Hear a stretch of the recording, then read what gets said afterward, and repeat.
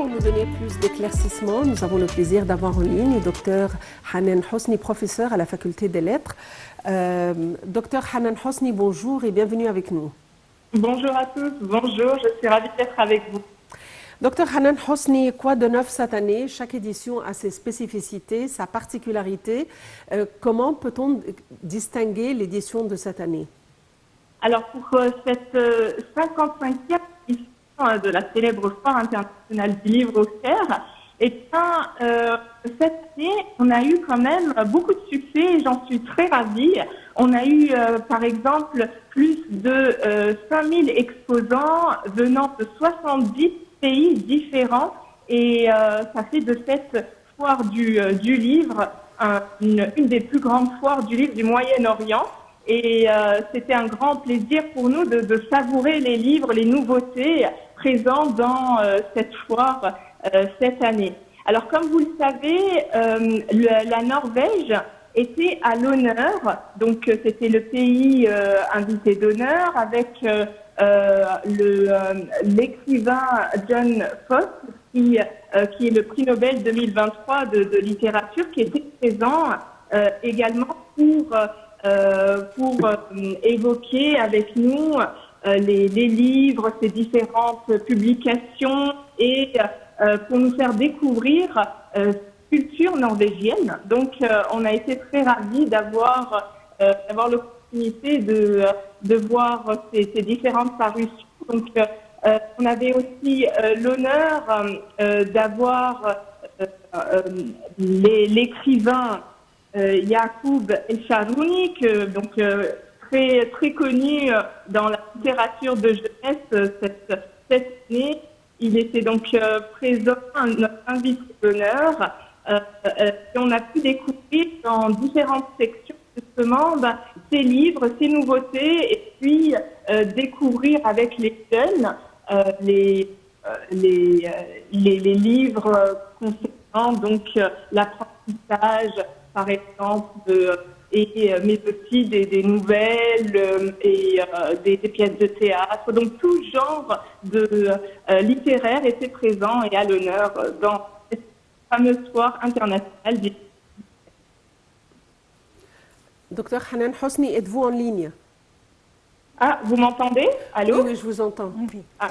Oui. Alors, Dr Hanan Hosni également, en ce qui concerne le programme culturel présenté au cours de la 55e édition, cette année, on a vu des ateliers destinés aux enfants, comme vous l'avez mentionné, mais également, on a vu les productions de l'artisanat égyptien qui étaient également exposées et présentées, ainsi que des spectacles pour les jeunes aux besoins spéciaux. Et ça, c'était des spectacles très bien accueillis par le public, avec une intégration totale et complète de ces jeunes et qui étaient vraiment ravis de participer à la foire qui est devenue une festivité pour toute la famille. Comment peut-on, si on fait une petite comparaison entre notre salon du livre et les autres salons du livre autour du monde qui sont très célèbres, par exemple, comment peut-on voir notre foire et comment peut-on distinguer sa spécialité? Alors, comme vous l'avez dit, au programme, il y a cette année plus de 500 événements organisés et ça, c'était vraiment très important où il y en avait pour tous les goûts. Il y avait des ateliers donc aussi gratuits où on pouvait découvrir, comme vous l'avez évoqué, tout ce qui est artisanat, mais aussi il y avait des ateliers de théâtre où on pouvait découvrir également les techniques spécifiques des acteurs, des comédiens, et c'est ce qui rendait vivant justement cette foire du livre. Vous parliez justement de comparer cette foire du livre avec les autres. Alors on en connaît en Égypte aussi, vous savez qu'à la bibliothèque d'Alexandrie est souvent organisée des foires du livre, mais cette foire internationale du livre du Caire revêt une importance plus cruciale, dirons-nous, et on la voit dans la mesure où c'est animé. C'est international, donc on a des exposants de par le monde qui viennent exposer leur culture. Cette variété, cette diversité plaît au public et donc ça permet d'enrichir notre culture. Les événements organisés permettent aussi aux jeunes de découvrir d'autres horizons.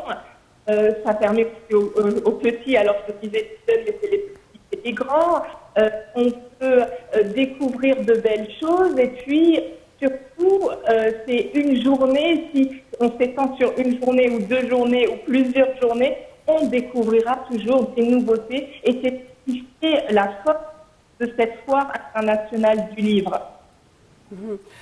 Docteur Hanan Hosni, en ce qui concerne les symposiums ou les petits colloques qui se tiennent, qu'est-ce qui a attiré votre attention cette année? Alors, ce qui a attiré mon attention, justement, le fait qu'on ait mis à l'honneur des grands écrivains, égyptiens, mais même des égyptologues comme Céline Hussein, et qui étaient présents, bien sûr, on a parlé de ce grand égyptologue, c'est dans la mesure où on découvre l'égyptologie différemment aussi. C'est ça ce qui m'a particulièrement touchée. En tant que littéraire, il y avait des rencontres littéraires également avec des jeunes artistes, des jeunes écrivains. C'était très intéressant aussi de voir les nouveautés, les thématiques abordées. On découvrait aussi leurs nouvelles créations. On pouvait voir aussi leurs réflexions sur le monde, sur l'humanité, sur ce qu'ils voient. Et donc, il y avait un échange très intéressant sur ce côté donc, littéraire. On mettait aussi à l'honneur de grands écrivains égyptiens. On pouvait aussi, tout au long de notre parcours dans cette foire internationale du livre, on pouvait trouver des éditeurs, de nouveaux éditeurs également qui étaient présents et qui rééditaient les œuvres de grands écrivains comme Naguib Mahfouz. On voyait de belles couvertures voir le jour. On voyait également leurs nouvelles ou leurs œuvres inédites qui étaient présentées et ça permettait aux lecteurs donc, et aux visiteurs d'avoir cette appétence au niveau littéraire que j'ai trouvé très intéressante et très attirante. Docteur Hanan Hosni, on vous remercie infiniment pour ces explications concernant la 55e édition de la Foire du Livre.